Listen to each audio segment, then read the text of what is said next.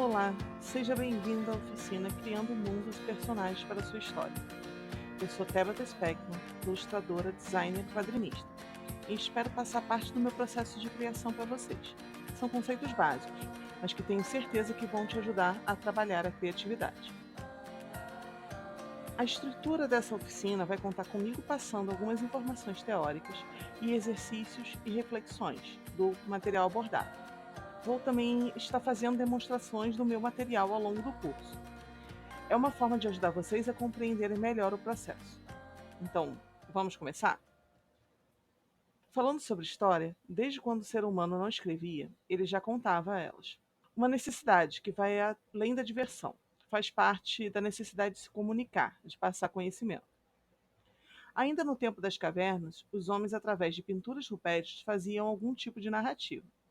Nós nunca vamos saber o que realmente era relatado, se eles estavam criando uma história ou narrando um acontecimento. O que sabemos é que eles queriam se comunicar e a mensagem ficou ali gravada. Esta necessidade de contar histórias ocorre de várias formas. Queremos transmitir eventos, seja através de palavras, sons ou imagens. O importante é que em todas as culturas o conhecimento e o entendimento vêm através de histórias, e para elas vamos precisar criar mundos e personagens. Basicamente, podemos separar os tipos de história em duas: as de ficção e as de não ficção. Histórias de não ficção são histórias que retratam acontecimentos, fatos reais. Eles ocorrem em algum momento do tempo. Não necessariamente são fatos históricos, daqueles que estão nos livros de história, mas alguém já passou por aquilo. Já a ficção nasceu da cabeça do autor. São frutos da imaginação. Podem ter sido um fato real que as inspirou, mas tirando aquilo, nada dali é real. Diálogos, cenas, locais, tudo. E é esse tipo de história que vamos trabalhar aqui na oficina. Então, vamos criar nosso personagem em nosso mundo. Como podemos pensar no próprio mundo?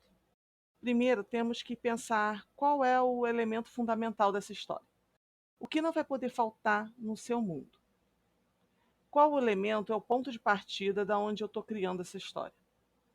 Pode ser um sentimento, pode ser um elemento, mas é algo que é essencial. Considerando que eu falei para vocês antes, que eu teria um elemento fundamental na história, no meu caso, será que a minha história terá animais falantes? A partir daqui, a gente vai começar a fazer algumas perguntas. A gente vai começar a especificar. Então, que tipo de mundo vamos criar? Vai ser um mundo utópico, um mundo divertido, um mundo que daria medo, assombroso? E que tempo esse mundo está? Ele está no passado, presente ou futuro? Isso vai influenciar o tipo de elementos que vai ter na sua história, no seu cenário. Por exemplo, se a história se passar no passado, na Idade da Pedra, eu não tenho como colocar elementos que precisem de eletricidade como temos hoje. Não teria um celular, concorda? No caso da minha história, eu vou trabalhar no passado. Mas e agora? Vamos ter mais perguntas. E para definir elas, vamos precisar de um plot. Mas afinal, o que é um plot? O plot é o enredo base da sua ideia. Ele é feito em apenas uma frase. Eu trouxe dois plots de exemplos. Um já conhecido e o outro é o meu. Vejam este. Vejam esse plot. Garota curiosa segue um coelho branco e acaba caindo dentro da toca, descobrindo o reino mágico inesperado. Este é o plot de Alice no País das Maravilhas. Entenderam como funciona? Não tem muitos elementos ainda definidos. Não sabemos nomes, detalhes. Isso vai ser construído aos poucos. Esta é a base, e que vamos poder modificar e ajustar aos poucos. Agora eu vou deixar vocês com o meu plot, que é: dois animais mágicos vão descobrir o caminho para o ingrediente mais importante de uma poção. E aí, vai ser o seu plot?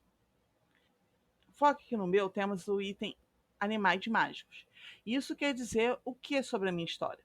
Vamos voltar àquela outra pergunta de que tipo de mundo eu vou criar? O meu vai ser um mundo de fantasia e que tem magia. Pronto. Podemos agora avançar um pouco mais e falar sobre o painel visual. Mas o que é um painel visual? É um painel de referências visuais e ideias. Com ele, vamos poder traduzir os elementos e a personalidade do objeto que a gente está criando. Afinal, nós somos muito visuais. E como podemos montá-lo? A gente pode ir montando esse painel respondendo mais perguntas. Vamos começar a deixá-las ainda mais específicas. Pensando no meu plot, no meu mundo, tenho estas duas perguntas para especificar mais. E que tempo vai se passar na minha história? Na Idade das Pedras, Idade Média, Brasil colonial? Qual o tipo de magia que eu estou pensando para a minha história? Magia de fada, elemental, vai ser alquimia? E como eu posso montar esse painel visual? Você pode utilizar de qualquer programa de recorte e recorte de imagens, até o Paintbrush serve. Serve Photoshop, Canva, PowerPoint, ou utilizar uma pasta no Pinterest. O importante é que você consiga ver o máximo de imagens juntas. Na descrição do vídeo tem o link da minha pasta no Pinterest para esse projeto. Agora a gente entra no próximo módulo. A gente vai falar sobre o personagem.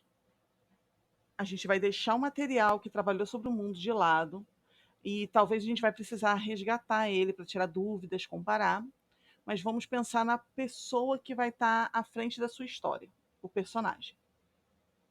Mas vamos entender primeiro a importância dele. Não dá para começar uma boa história se você não definiu quem irá participar dela. Então, montar um bom personagem é fundamental para que a sua narrativa tenha força. E para isso, você vai precisar conhecê-lo, para saber tudo o que ele vai poder te oferecer. Pense a jornada do seu personagem não começou, não era uma vez. Ele tem uma história que é anterior a essa. Então, vamos montar o nosso personagem?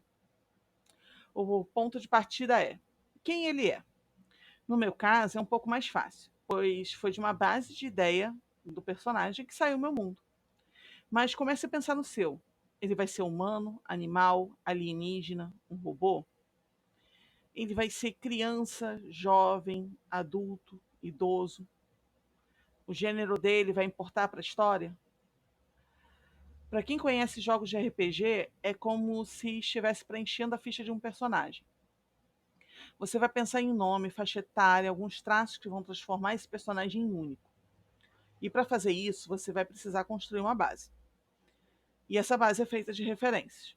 Eu vou sempre falar para você buscar referências, sejam visuais ou de outras mídias. Elas vão ser essenciais para a criação do seu personagem e deixá-lo único.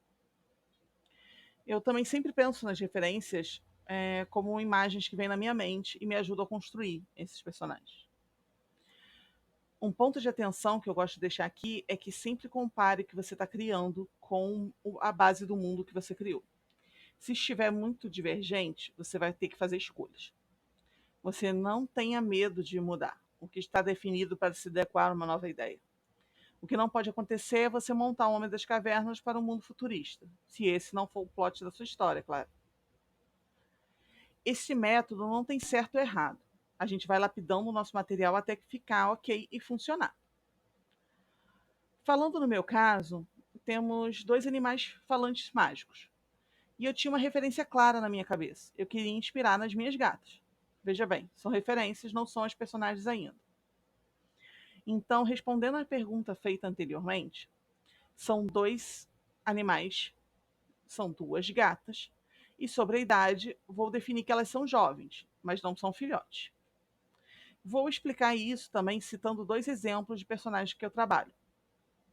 Um vem do Zine Signa. No caso dessa história, eu queria trabalhar no robô, sem gênero, pois quero que homens e mulheres se identifiquem. E é um jovem robô. A ideia da trama dessa história é trabalhar pensamentos existenciais ou alguns questionamentos. E por isso não importa realmente se é macho ou fêmea, se é homem ou mulher, pois todos passam por momentos que Signa passa. Já a minha dupla de personagens de Mary Melody nasceram de uma ideia que eu tinha de duas amigas que gostassem da cultura geek e que não se importariam de jogar algo que até pouco tempo atrás era considerado apenas de meninos. O nome delas veio antes até da personalidade. Veio de uma brincadeira com o nome de séries de curtas de animação americanos, por isso é em inglês. Mas o fato de serem meninas era fundamental para a concepção da história. Veja que uma coisa vai levando a outra como peças de um quebra-cabeça se encaixando. Confesso que, ao contrário destes dois casos, as gatinhas ainda não têm o nome definido. Eu fui partindo para o próximo passo antes, que é a personalidade. Você tem ideia da personalidade que quer dar para o seu personagem?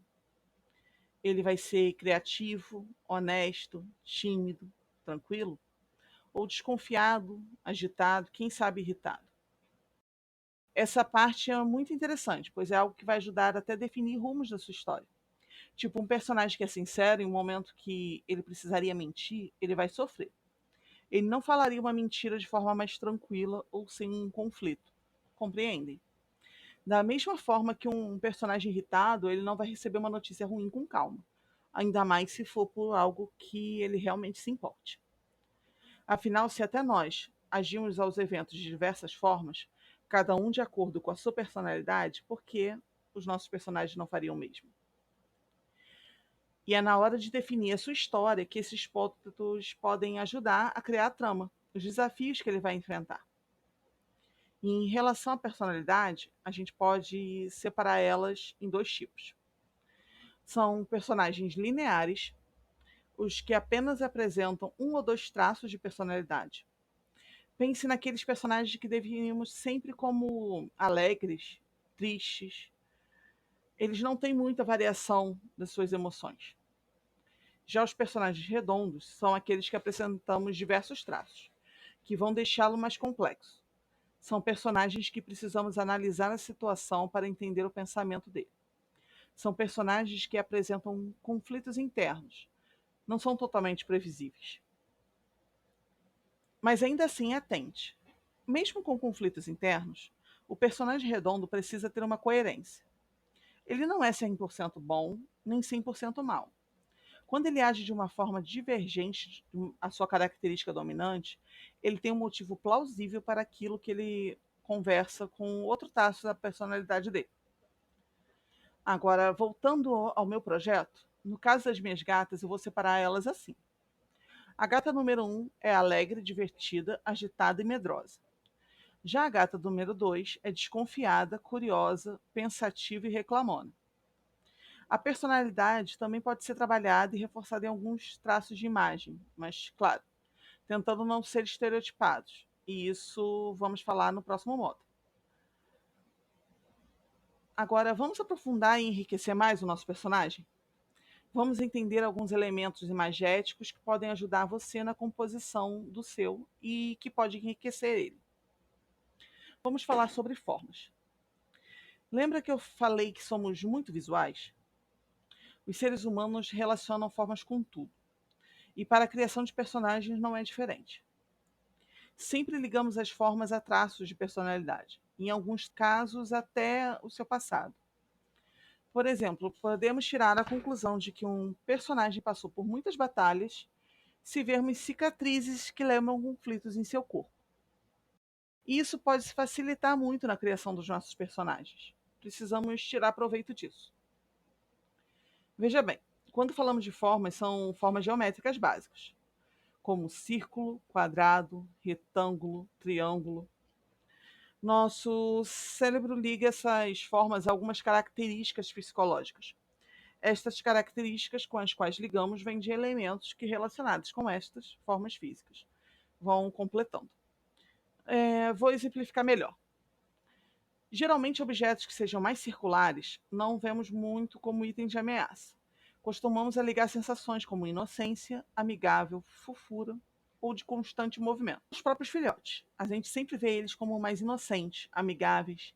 E a forma circular, por não ter ponta, ao encostarmos não ser agressiva, a gente sempre vê como fofa. É uma forma mais natural. Muitas coisas que vemos na natureza partem dessa forma. Tanto que quando falamos imageticamente que queremos algo orgânico, falamos de algo que tem formas mais arredondadas, circulares e por aí.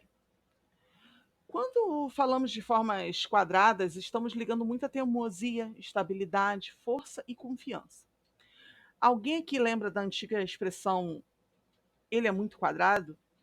Ela exemplificava bem esse sentimento. É mais difícil de pôr em movimento. Mas veja, não é porque é visto sempre como algo ruim. Às vezes a gente quer passar essa força, essa confiabilidade e estrutura.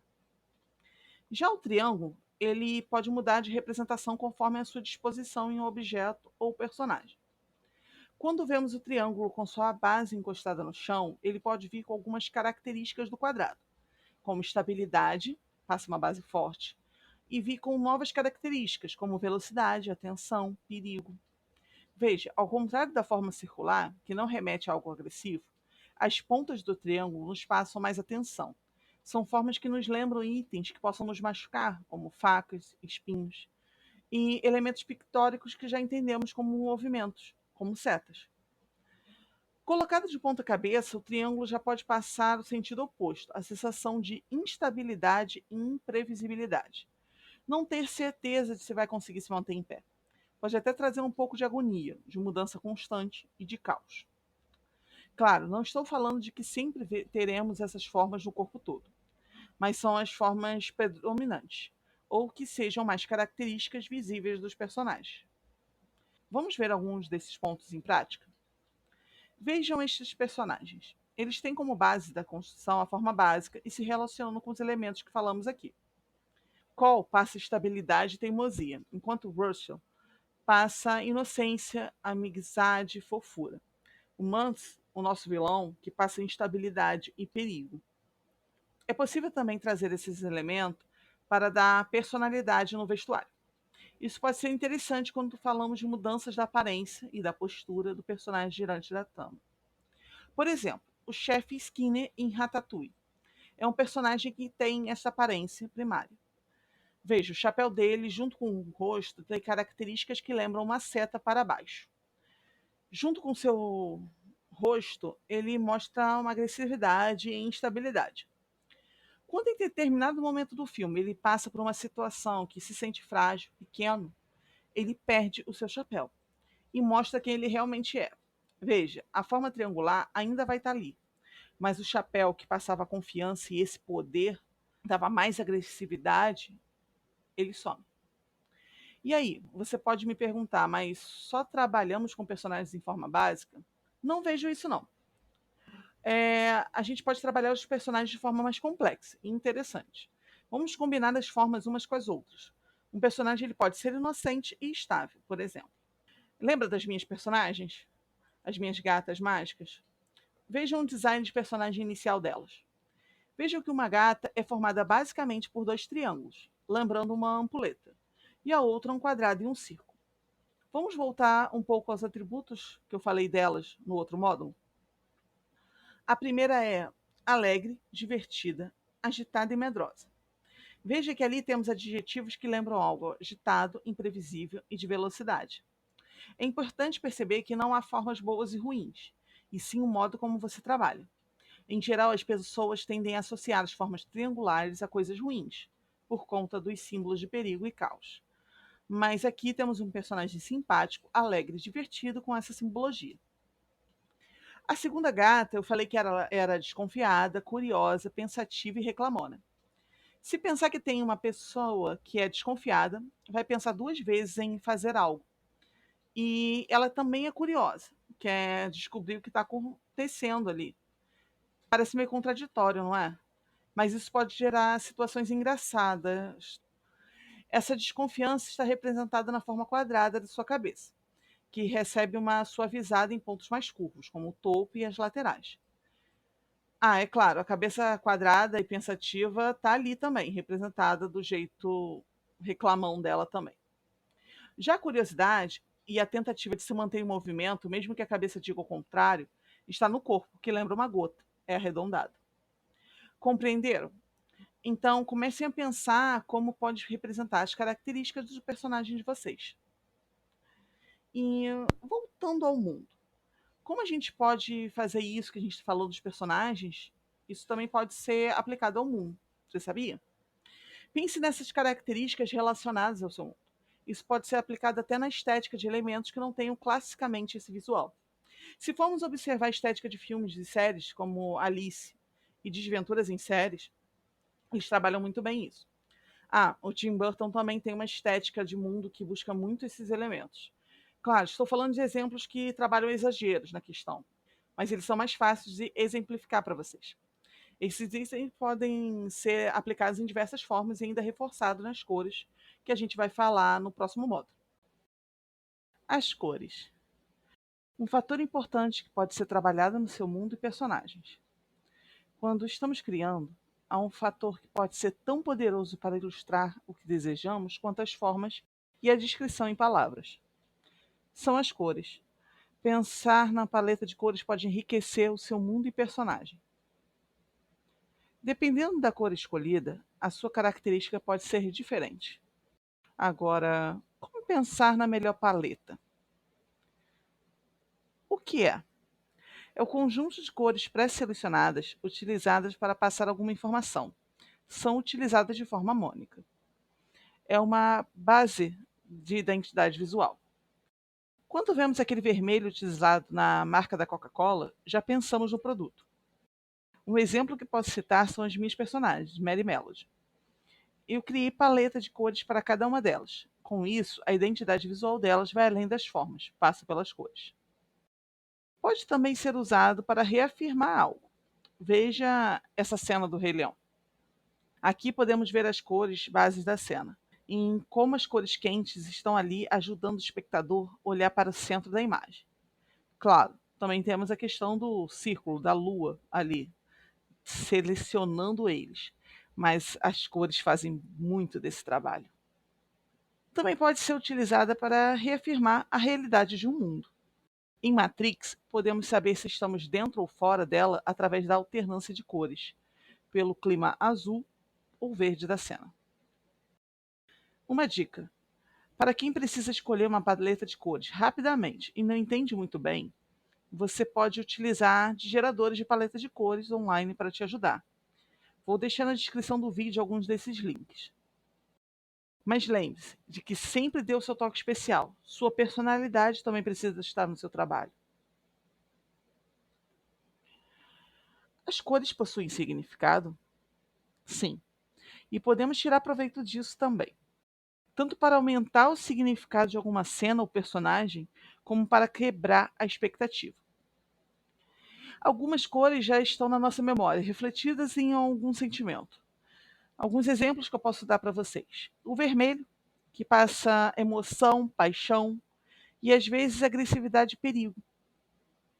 O azul, que é pacífico, confiável, honesto, reflexivo e triste.